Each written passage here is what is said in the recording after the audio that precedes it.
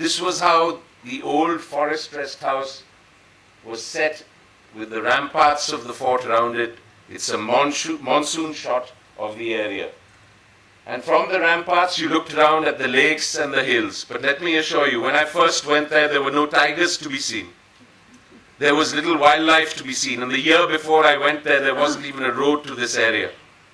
You had to go up a mule track or take a trek up 1,000 feet to get into the rain of Ranthambore, because this was not a place that people came to. Very, very few people came to it. It was a time when fashions were still there for people, palaces, a lot of rich people wanting their tiger skins. Even though a ban came on tiger hunting in 1969, and we had Project Tiger starting, there were lots of illegal hunts of tigers that continued until the early 70s. There were skins everywhere. These skins are still to be found in many places. That's me behind the jeep. I met a gentleman there who was a forest officer. I've never met a forest officer after that like him, ever in my life, or even anyone with a shade of him in the bureaucracy that I've had to engage in for 41 years. He became in a way like a tiger guru. We became great friends. And these were very early years in Ranthambore.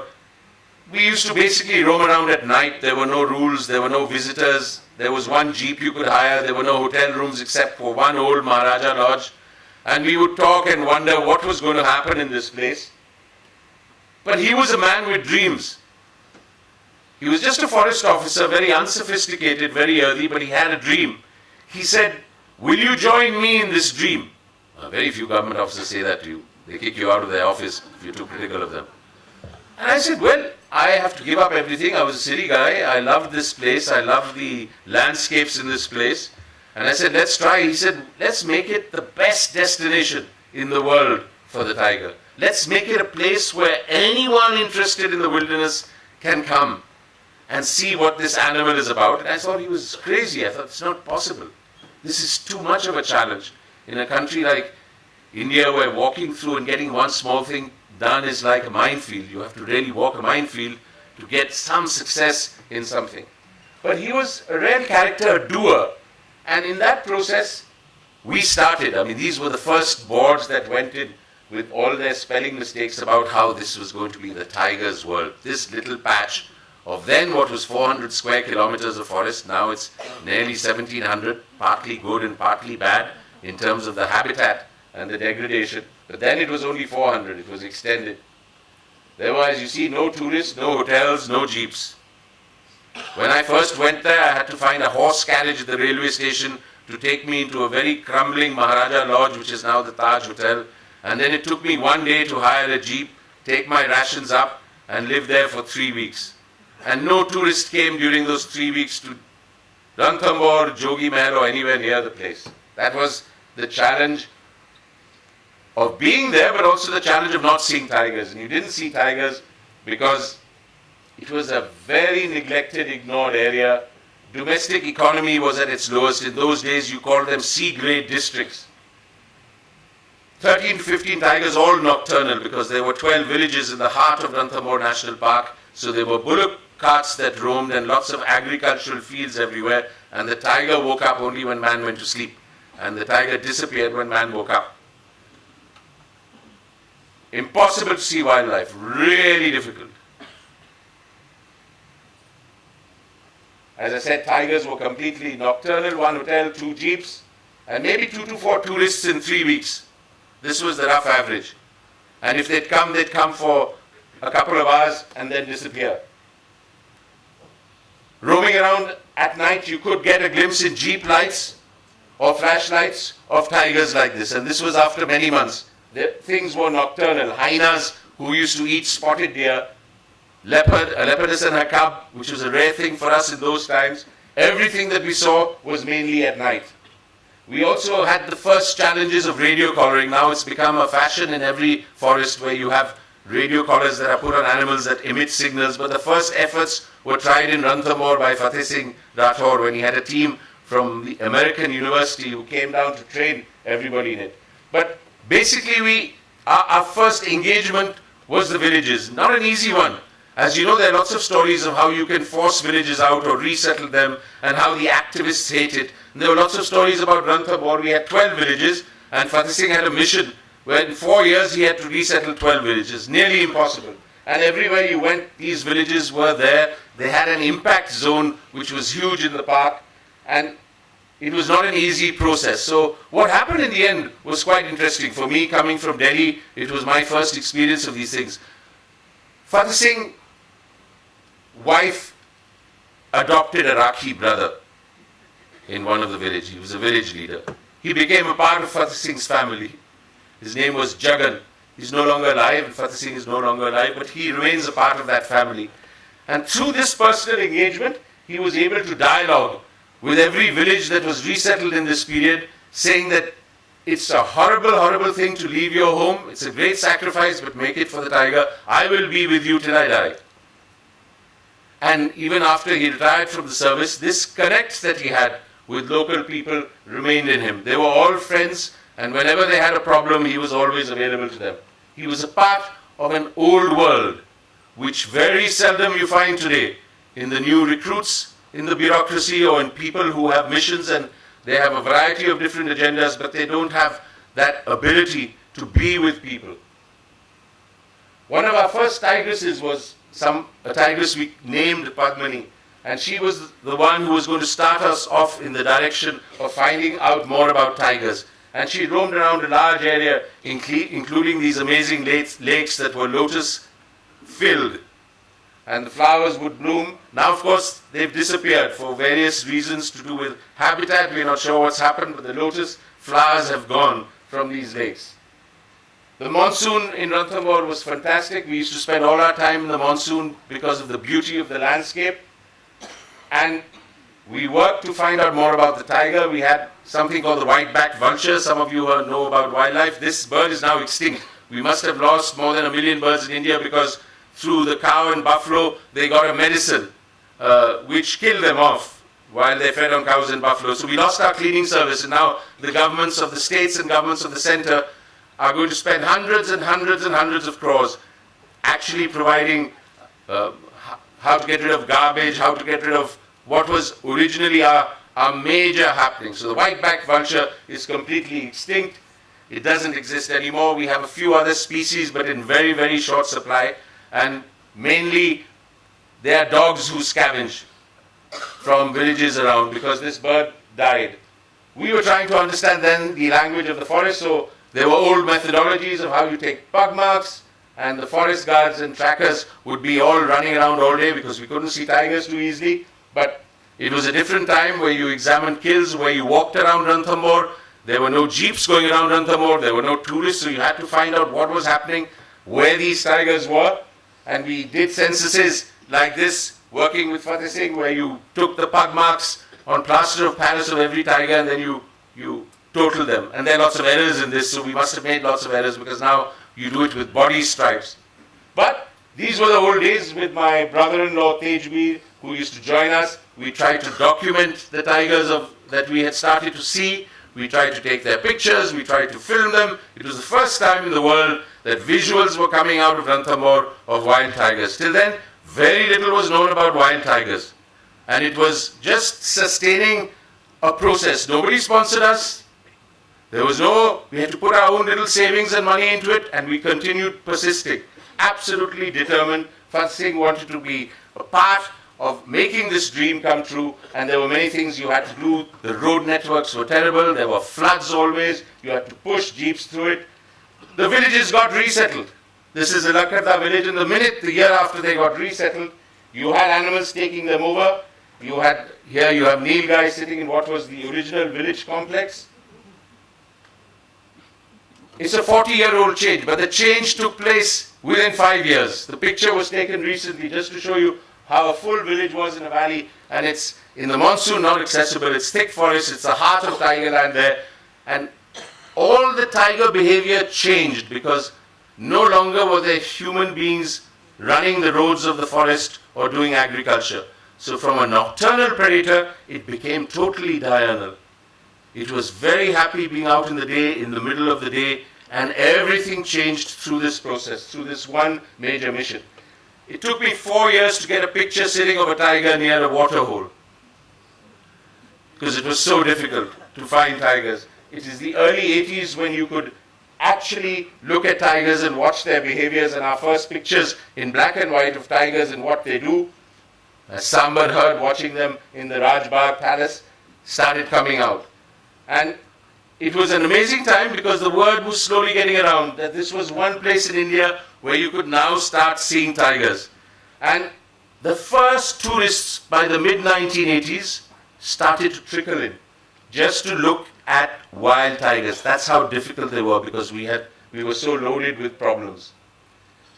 It was probably around the same time that Rajiv Gandhi got a message that this was an amazing place. There were lakes, there were forts, there were ruins, and it was time to come here. So he came at this point in 1986, and that was the big change that took place. Some of the changes I didn't like because it built tourism to a level where it becomes a huge challenge to deal with. But amazing that with that persistent effort by Fateh Singh, whose dream this was, by 1989, 12 villages were resettled, the illegal grazing was controlled, tiger numbers grew from 15 to 50, because the tiger mother is a devoted mother, and if you give her space and peace, she'll produce her 4 cubs, and those 4 will survive. And breeding successes started where Ranthambore became a name mentioned on the world scene, a place that nobody earlier knew of. And tourism started with a bang, but I blame it all on Rajiv Gandhi's visit, because every day of his travel there was recorded and broadcast everywhere. But it's good, sometimes prime ministers come, they need to relax in beautiful places. The next prime minister who came, and you see a picture of him, was not there for relaxation. It was Dr. Manmohan Singh, who was forced to come there, because by that time we were in the middle of a very turbulent time with tigers. Great tigers were seen in this place. This was a male tiger we had called Genghis. He had a habit of chasing deer in the water. He would actually swim through the water, wade through the water, and hit somebody. It was the first time the world ever saw predation in water by tigers, because the entire history of their techniques of hunting were unknown. The ruins and all the palaces got used because the tigers were diurnal, so they went into the chhatris and they would go to sleep in the chhatris, just like someone used to do. They still do it. This particular palace, Rajbagh Palace, has always a tiger family in it. You can't enter it today. They use the rooms inside, they drag their food inside, and if you have a chance when the tigers are not there and you go in, there's a lot of bone, and this is where they live in an actual palace. So as I said, tigers had a great breeding success. You could watch them sitting like that, trying to stalk and hunt. There were amazing moments of time, and there were terrible times. So Fateh Singh, in his defense of this place, did at some point meet up with illegal graziers. They beat him nearly to death. He was saved by his driver, who jumped on his body, and he was rushed to a hospital. He recovered after 3 months of being bedridden and came back to fight another day. But for him, this was the fact of it, that if you had a dream, you had to go through with a dream and you had to defend the territory now that you had it. We had good days and bad days. This is a time when a big male tiger killed 3 young cubs because he was a transient, he wasn't the father of the cubs. And we were in a state of shock, having found these 3 dead cubs. But this is a part of what happens in a national park when you're dealing with tigers. And our work continued. We both grew older, but we kept our relationship going through thick and thin, trying to work for this national park and all its tigers. And the tigers did really well, so you had families everywhere. The breeding successes were there. We recorded some first things for the world. This was a moment where the male tiger, the female, and 2 babies were in a pool of water. Most people then believed that the male tiger would kill the cubs, but we changed that belief. All the males go to their different females, and if they father the cubs, they are like the father to the cubs. They play with the cubs, they allow the cubs to eat with them, and they do 100 different things. It's only when territorial changes take place and they want to mate with the females themselves, they can kill young cubs. So we recorded some amazing things for the world to see, and they all came from Ranthambore. At that point, maybe 85% of everything in terms of visuals of wild tigers was from Ranthambore. So there were lots of techniques. Here a tiger tries to get a huge sambar stack. She gets the wrong grip, and she does pretty much everything. I'm just showing you 2 quick pictures, but she couldn't kill him. He escaped and ran away. So the problems of how they have to hunt for their food, what prey density should be, what tiger density should be, were all a part of our group. Young cubs are left at some point with the mother. You have lakes, so the tigers will swim across. Nearly everything that we thought we would never see, we started to see. Somewhere along the line in 1989, 1988, I call it crisis years, I felt personally that we've been watching tigers for too long. Now you have to develop a small non-governmental organization. How do you get an inclusive way to work with local communities, particularly those who got resettled? But there were 250,000, there still are 250,000 people in a 1 kilometer radius around Ranthambore Tiger Reserve. It's a tough challenge.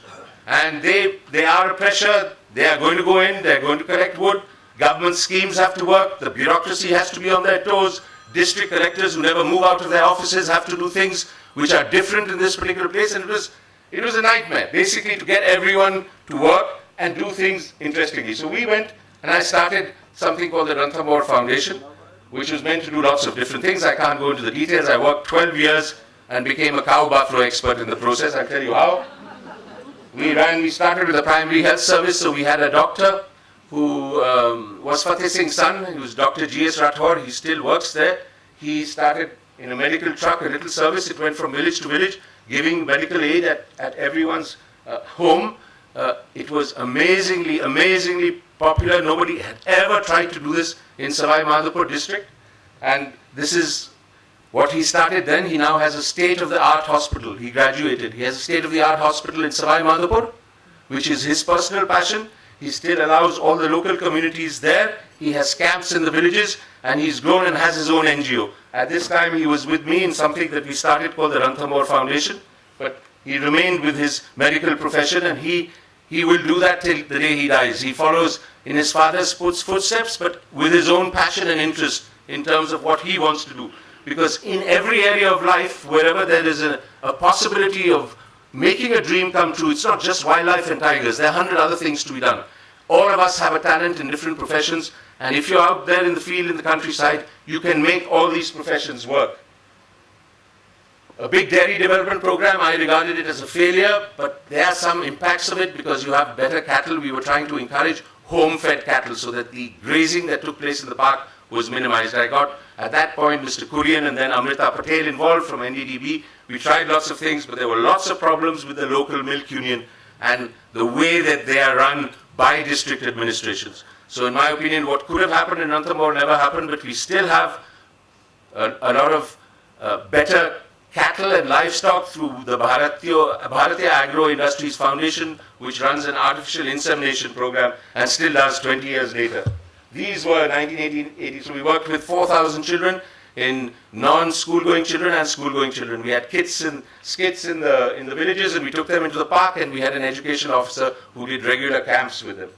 We got Dastakar, and I forced Laila Taibji to come to Ranthambore in 1989, and she set up Dastakar there, which is one of the most successful cooperatives in Savai Madhopur at this moment of time. There are at least 1,500 families who work with Dastakar, and there's a huge boost from that of lots of outlets for art and craft that took place.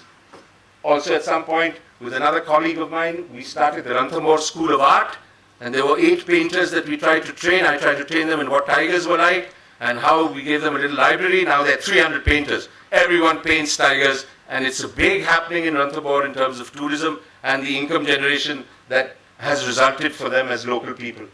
We did a lot of work with forest nurseries, starting them with indigenous trees, trying to spread them. So we have 3-4 lakhs trees around the park that are planted, now very tall. These were the early days of it. And large stretches of land, some we got, some were around us, completely regreened. So adjacent to the park, a lot of private land became very green, and all the animals came back into it. These are examples, they still exist in Ranthambore, that the animals, when they leave the park, do find shelter outside because of the green belts that exist. There were problems in 1992. The first poacher and his tiger, I couldn't believe there was something called a poacher in 1992. I thought this was going to be Ranthambore, nothing could ever harm it. But the first poacher was called, a guy called Gopal Mogia, and By this time, tourism was so strong that there was a public campaign from all over the world which hit the Prime Minister's office at that point, as well as the Chief Minister's office. There were enough people writing letters that they said, for God's sake, deal with the poaching. For God's sake, deal with the problem. Tigers are dying in Ranthambore. Population fell from 50 to 15.